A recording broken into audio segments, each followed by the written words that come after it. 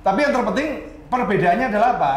Jadi setelah ini teman-teman, SLIK, Sistem Layanan Informasi Keuangan ataupun IDEP akan dihapus.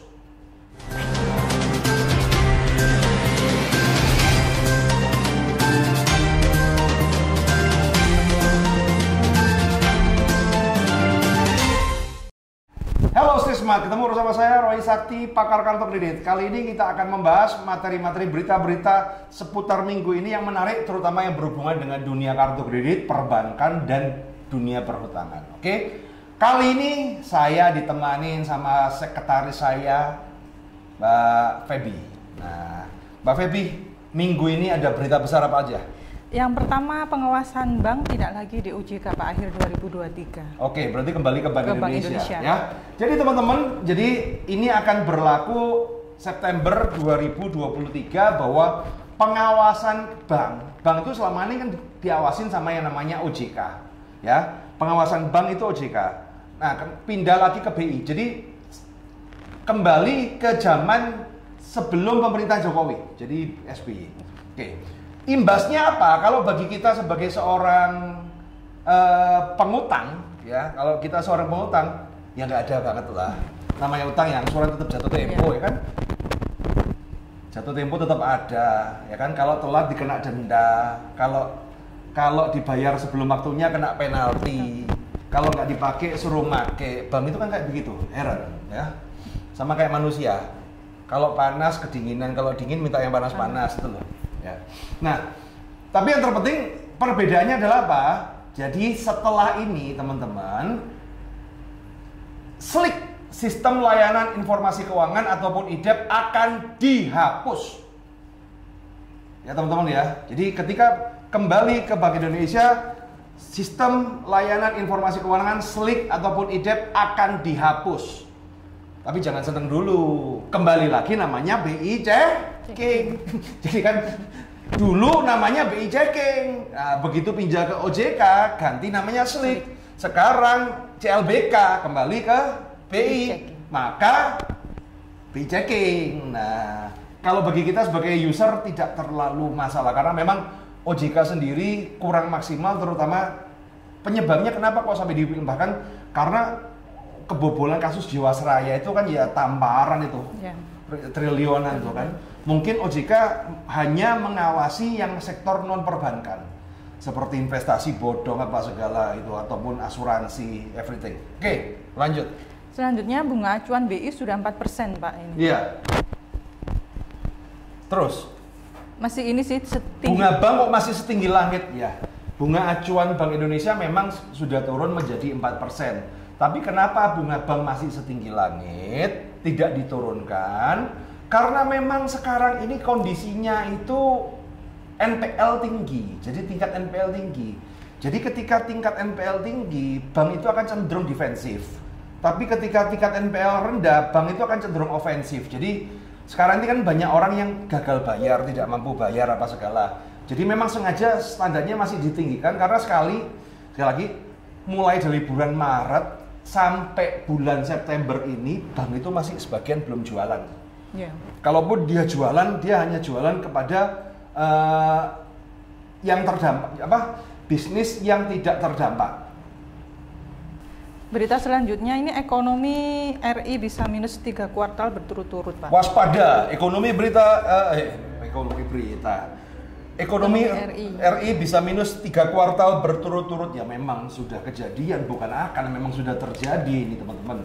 Jadi kita sudah memasukin masa resesi.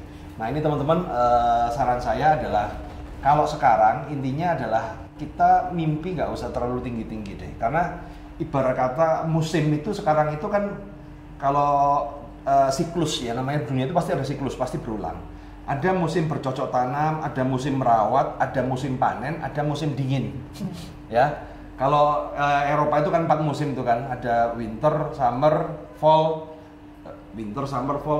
apa gitu lah, spring, ya kan, winter, spring, summer, ya itulah. Yes. Nah sekarang ini lagi winter, the winter is coming, ya. Jadi ketika musim-musim seperti ini ya memang mau tidak mau ini terjadi pada seluruh dunia. Nah, tinggal bagaimana kita caranya di musim-musim dingin secara keuangan ini, kita harus cerdas-cerdas. Hati-hati.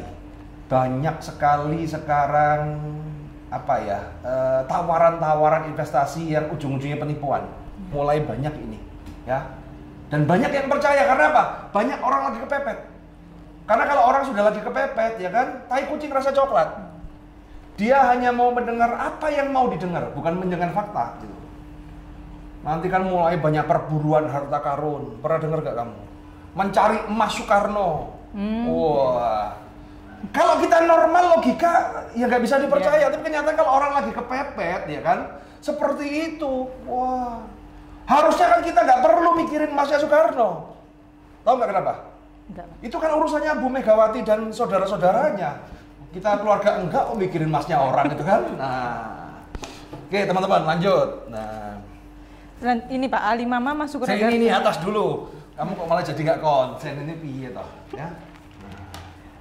Selanjutnya bos BCA Pak, uang dicuri hacker akan kami ganti. Oke, menarik. Nah, ini bos BCA sendiri loh ya, Pak Yahya Setia Atmaja menyatakan bahwa nasabah BCA yang melakukan layanan pembayaran digital tidak perlu khawatir. Jadi pembayaran digital tidak perlu khawatir. Pihaknya akan melakukan pergantian dana nasabah yang hilang apabila aksi kejahatan itu dilakukan oleh hacker, ya. Jadi misalnya kamu tidak ada masalah, tiba-tiba ada pendebetan kartu kreditmu tiba-tiba kepake orang, ya. Jadi tenang aja, itu akan diganti oleh BCA. Tapi tidak kalau penipuannya ada orang ngaku bank, kemudian minta OTP ke kamu, kemudian kamu ngasih OTP. Itu yang melakukan bukan hacker, tapi yang melakukan ya kebodohan dirimu sendiri, ya. Nah, kalau yang kayak begitu-begitu, yang jangan minta bank untuk mengganti. Itu kan salahnya bukan salahnya bank. Karena bank itu setiap OTP selalu ada loh teman-teman. Nanti coba. Jangan infokan siapapun termasuk petugas Bank Mega. Loh, ini sudah jelas ini kan. Kode OTP transaksi Anda adalah titik-titik di Tokopedia senilai ini. Jadi di SMS coba dibaca SMS, ya kan, kebanyakan orang Indonesia itu tidak mau membaca. Mereka itu lebih baik tertipu daripada membaca, bahkan lebih baik mati daripada baca, nyeyel ya. Nah, jadi hati-hati ya teman-teman ya. Ini kalau Anda lihat di sini juga banknya lo sampai nggak percaya sama diri sendiri teman-teman, ya. Apalagi kamu gitu loh. Banknya itu lo sama diri sendiri nggak percaya, ini kan. Jangan infokan siapapun termasuk petugas Bank Mega. Nah, OTP itu one time password, ya. Jadi hati-hati. Jangan, OTP itu hanya boleh dikasihkan sama siapa? Pemilik kartunya Pak. Iya, kamu pemilik kartunya, kemudian kamu OTP. OTP itu hanya boleh diberikan kepada siapa? Tahu nggak? Enggak. Kepada Gestun kalau kamu mau Gestun di infogestun.com, ya itu.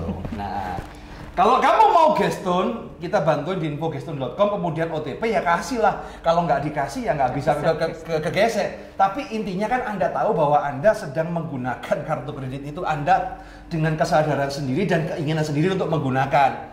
Nah, tapi kalau orang lain yang minta tanpa ada keinginan sendiri untuk menggunakan, jangan, hati-hati.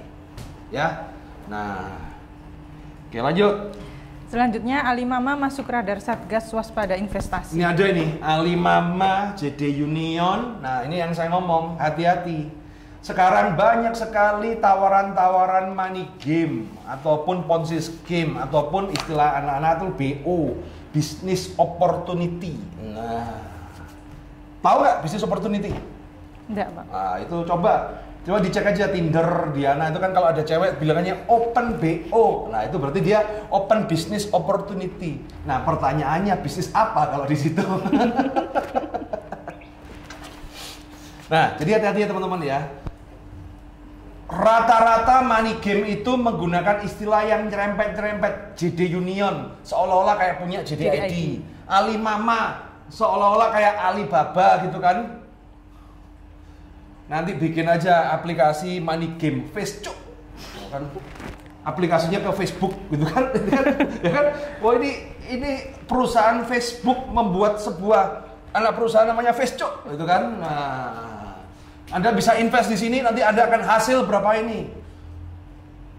Ingat bahwa sekarang orang kaya karena kamu lihat Facebook, Mark Zuckerberg, kemudian siapa? Elon Musk. Mereka adalah miliarder yang dari dunia digital. Terus apa hubungannya sama money game itu kan? Emang Mark Zuckerberg ikut money game-nya? Atau Elon Musk itu ikut money game-nya jadi leader itu? Lucu kadang-kadang. Hati-hati ya teman-teman ya. Nah, ini ada juga ini Tokopedia gitu kan. Nah, hati-hati. Pokoknya hati-hati teman-teman ya kalau sudah di ciri-cirinya ya kalau di Facebook, di WhatsApp, di Instagram, di grup WhatsApp ada yang pamer-pamer duit, pamer-pamer screenshot, kemudian tangannya entah begini, wis pokoknya tangannya aneh-aneh, kemudian bilang alhamdulillah. Jangan tergoda dengan bisnis-bisnis yang seperti itu. Endingnya zong ya. Karena apa? Anda harus ingat ketika uang ya kan, ketika uang sudah diberikan ke orang lain, Anda itu tidak punya kuasa atas uang itu. Orang lain itu mau mengembalikan atau tidak itu semua 100% kuasanya dia. Kita nggak bisa untuk mengendalikan uang itu. Biarlah uang itu kita kendalikan di diri kita sendiri. Hati-hati ya. Nggak ada yang namanya passive income ya, passive income itu ya bukan berarti kemudian lu nggak belajar apa segala. Men, lu lihat aja sekarang Mark Zuckerberg yang bikin Facebook itu loh masih kerja. Ya walaupun dia sebagai founder ya kan, tapi ya masih kerja gitu loh. Nggak kemudian leha-leha ke Hawaii, kemudian nggak ngurusin kerjaannya, nggak ngurusin Facebooknya gitu loh. Jadi hati-hati, itu kata-kata passive income, kemudian hidup yang... Kalau kamu mau passive income, kamu mau bebas secara finansial, tahu nggak caranya? Tak kasih cara mudah untuk bebas finansial. Apa Pak? Jadi PNS. Jadi PNS Kenapa? itu saya jamin bebas finansial, habis itu korupsi yang banyak. Kan nanti masuk ketangkep KPK kan? Masuk KPK kan ketangkep penjara tuh kan? Nah itu kan makan sama hidup kan ditanggung negara itu kan? Nah bebas finansial itu. Nah, oke lanjut. Apalagi nih? Ini Pak, vaksin COVID tiba Desember, Luhut sebut fase krisis di RI hanya 3 bulan. Oke. Vaksin COVID tiba Desember. Jadi teman-teman, kalau jadi, ya kalau berhasil ya kan, ya kita lihat dulu lah kabarnya Pak Ridwan Kamil seperti apa ya kan. Karena kalau di podcastnya Om Deddy Corbuzier dibilangkan bahwa kan waktu Pak Ridwan Kamil diinterogasi kan dia masih dites. Tes ya memang tesnya gelombang ketiga. Ya semoga ini jadi kalau Pak Ridwan Kamil baik-baik saja ya bagus lah. Cuman kalau tiba-tiba Pak Ridwan Kamil demam atau bagaimana ya jangan minta lah, janganlah, kasihan. Ya artinya back to zero lagi. Jadi kita masih sampai detik ini kita masih nggak tahu kok. Ini kadang-kadang Om Luhut ini ya nggak tahu lah, kan menteri bos, masa gua ngomong iri bilang bos gitu kan, masa begitu ya kan, ya nggak bisa lah. Nah tapi ya semoga berita ini benar, walaupun kalau saya pribadi ya saya tidak terlalu berekspektasi. Kenapa? Yang bikin kecewa itu ketika kita ini ekspektasinya yang begitu tinggi. Wah kayak contoh gini kan, pemerintah vaksin tiba Desember, fase krisis hanya 3 bulan. Akhirnya kan kita mikir nih, wah nanti Januari kita bisa bebas. Kembali lagi. Nah ternyata kalau Desember molor. Ayo. Kan kecewa kan? Nah lebih baik kita jangan berekspektasi apa-apa. Ya kita berdoa aja semoga ini cepat dilaluin dan kembali ke seperti semula. Nah, yang penting jaga jarak teman-teman ya. Saya justru vaksin yang benar tuh yang ada di perempatan-perempatan jalan tuh. Apa itu Pak? Disiplin adalah vaksin. Nah itu benar itu ya. Jadi lebih baik daripada nunggu vaksin dari Sinovac, lebih baik kita disiplin. Pakai masker ya, jangan masker scuba. Ya, pakai masker yang ini. Kemudian yang terpenting itu adalah social distancing buat teman-teman ya. Teman-teman, kalau kita berbicara virus, ya virus ini adalah hukum alam, ya kan. Hukum alam itu walaupun ya mohon maaf ya, ini kalau salah tolong diralat ya teman-teman ya. Jangan walaupun keyakinan Anda dengan agama tertentu bahwa yang penting saya yakin sama Tuhan. Tapi kalau kamu jatuh dari lantai 3 ke lantai 1 ya hancur, mati ya mati gitu loh. Jadi hukum alam jangan dilawan. Kadang-kadang rata-rata kan apa ya, penyebaran terjadi kan, wah saya ini kan beribadah, berkerumunan, nggak apa-apa, ini kan demi Tuhan. Ya tapi namanya virus nggak mengenal agama. Virus itu komunis itu kan, nggak ada agama. Virus itu kamu doa di mana, nggak ada tau. Nah, jadi hati-hati ya. Kita harus paham bahwa ini ada. Masalah ini konspirasi atau nggak konspirasi atau apa-apa, tapi ini ada. Ya, jadi hati-hati, waspada, tetap social distancing, pakai masker, kemudian cuci tangan itu wajib lah. Jangan dikira bahwa kalau orangnya itu orangnya baik kemudian nggak ada virus, ya sama aja lah, bro. Emang lu kira kalau cewek cakep nggak ada AIDS-nya, gitu kan? Ya nggak tahu lah kita kan. Nah, jadi lebih baik kita pakai pengaman. Oke, sekian dari saya teman-teman. Kalau yang bagus-bagus silakan diambil, yang jelek-jelek jangan diambil. Hanya anggap aja ini informasi setengah hiburan ya. Jadi kalau informasinya agak salah-salah dikit, jadi maafkan karena ini memang lebih condong hiburan aja daripada informasi. See you next week ya teman-teman. Ingat, Credit Card Evolution minggu ini kita ada di Jakarta. Jadi kalau mau daftar bisa langsung cek ke Pak Aris, nomornya ada di sini. Goodbye. Karena keren itu selalu di otak, bukan di baju.